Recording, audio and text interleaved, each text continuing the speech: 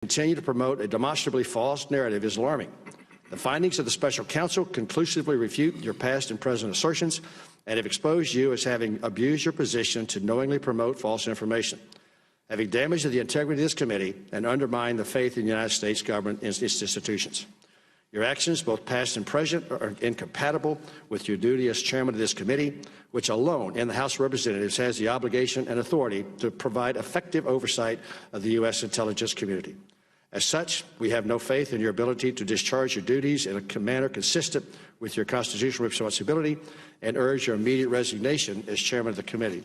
Mr. Chairman, this letter is signed by all 9 members of the Republican side of the House, of the committee, and I ask unanimous consent to be entered into the record of today's hearing. It was one of the most dramatic moments in recent political memory. In a charged House Intelligence Committee hearing, every single Republican member, led by Congressman Conway of Texas, stood together and demanded that Adam Schiff resign as committee chairman. They didn't just say it, they put it in writing, presenting a signed letter right then and there. Their accusation: that Schiff had abused his position by knowingly pushing what they call a false narrative, that the Trump campaign colluded with Russia during the 2016 election. According to... Without objection, I'm going to turn to our witnesses who are the subject of the hearing today, but before I do, and as you have chosen, instead of addressing the hearing to simply attack me, consistent with the President's attacks, I do want to respond in this way. My colleagues may think it's okay that the Russians offered dirt on the Democratic candidate for president as part of what was described as the Russian government's effort to help the Trump campaign. You might think that's okay. My colleagues might think it's okay that when that was offered to the son of the president, who had a pivotal role in the campaign, that the president's son did not call the FBI. He did not adamantly refuse that foreign help. No, instead, that son said that he would love the help of the Russians. You might think it's okay that he took that meeting. You might think it's okay that Paul Manafort, the campaign chair, someone with great experience in running campaigns, also took that meeting. You might think it's okay that the president's son-in-law also took that meeting. You might think it's okay that they concealed it from the public. You might think it's okay that their only disappointment after that meeting was that the dirt they received on Hillary Clinton wasn't better. You might think that's okay. You might think it's okay that when it was discovered a year later that they lied about that meeting and said it was about adoptions. You might think it's okay that the president is reported to have helped dictate that lie. You might think that's okay. I don't. You might think it's okay that the campaign chairman of a presidential campaign would offer information about that campaign to a Russian oligarch in exchange for money or debt forgiveness. You might think that's okay. I don't. You might think it's okay that that campaign chairman offered polling data, campaign polling data to someone linked to Russian intelligence. I don't think that's okay. Is recognized. Thank you, Mr. Speaker. I thank the gentleman for yielding. Americans want safer streets, affordable gas, and freedom. Instead, Democrats give us record crime levels, record inflation, and another bill attacking President Trump, sponsored by the guy who spent years misleading the Congress and, more importantly, the country on Trump-Russia investigation, on Mueller investigation, on impeachments. Remember when the sponsor of the bill said that his office didn't meet with the whistleblower? Found out that wasn't true. Remember when the sponsor of the bill told us that we would hear from the whistleblower during impeachment? We'd actually have real process instead of having hearings and depositions in the basement, in the bunker of the Capitol. Remember when the sponsor told us this? That there was more than circumstantial evidence that President Trump colluded with Russia? That turned out to be false. Bob Mueller said it was false. Everyone knew it was false. In fact, it was such baloney, even the Washington Post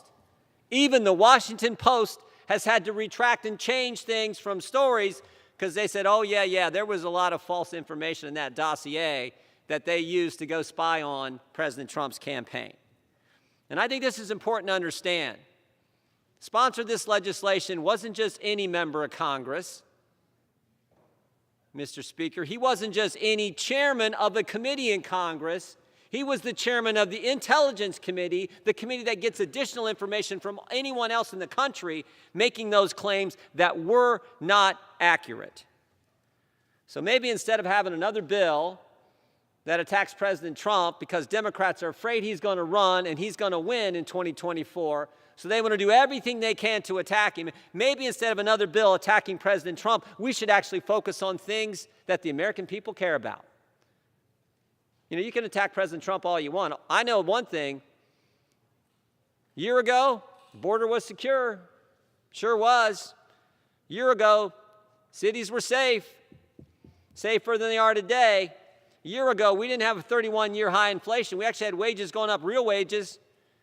A year ago, we didn't have a Department of Justice attacking moms and dads, putting a label, a designation, a threat tag on parents who simply go to school board meetings and speak out against a racist, hate America curriculum.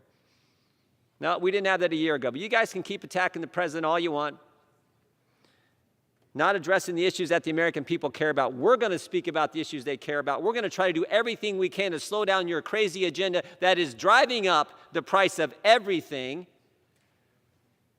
We're going to speak out against and do everything we can to make sure the Department of Justice quits attacking parents. God bless the whistleblower who came forward and gave us the information, sent from the Counterterrorism Division of the FBI. We could be dealing with that issue today. We could be holding the Attorney General accountable, the Justice Department accountable for what they're doing. No, no, no. We're going to attack President Trump again. Democrats, that's the only thing they can do because they can't talk about anything else. I hope we defeat this bill. Yield back my time. According to Republicans, the Mueller report cleared Trump, and yet Schiff kept the story alive. They argued this wasn't just bad politics. It was a breach of trust. The credibility of the committee, they said, was on the line. But Adam Schiff didn't back down. In fact, he fought back, hard. With real emotion, he defended his actions, saying the Trump campaign's behavior was deeply troubling even if it didn't cross the line into criminal conduct. He reminded everyone about the infamous Trump Tower meeting, Donald Trump Jr., Paul Manafort, Jared Kushner, meeting with Russians promising dirt on Hillary Clinton. No one called the FBI. Schiff brought up another point, how Paul Manafort, Trump's campaign chairman, handed over internal polling data to a Russian-linked operative and looked for financial favors from Russian oligarchs. Maybe not outright illegal, Schiff admitted, but in his words, immoral, unethical, possibly corrupt. He accused Republicans of ignoring these facts, insisting his motivation was about protecting national security and the integrity of American democracy. The hearing turned into a showdown. Republicans demanded a chance to respond. Schiff refused to yield the floor. Voices were raised, the tension thick. Schiff accused Republicans of being complicit, or at best indifferent. Republicans fired back, saying they were just defending the truth and fighting for public trust. This wasn't just a personal clash. It was a window into the deep, ongoing divisions that have come to define American politics. The fallout from the Russia investigation is still shaping debate in Congress, and the question of whether Adam Schiff should step down is far from settled. What do you think? Was Schiff right to hold the line, or should he step aside for the sake of the committee's credibility? Drop your thoughts in the comments below. Let's get the conversation started. And if you want more breakdowns of moments like this, hit subscribe and stay tuned.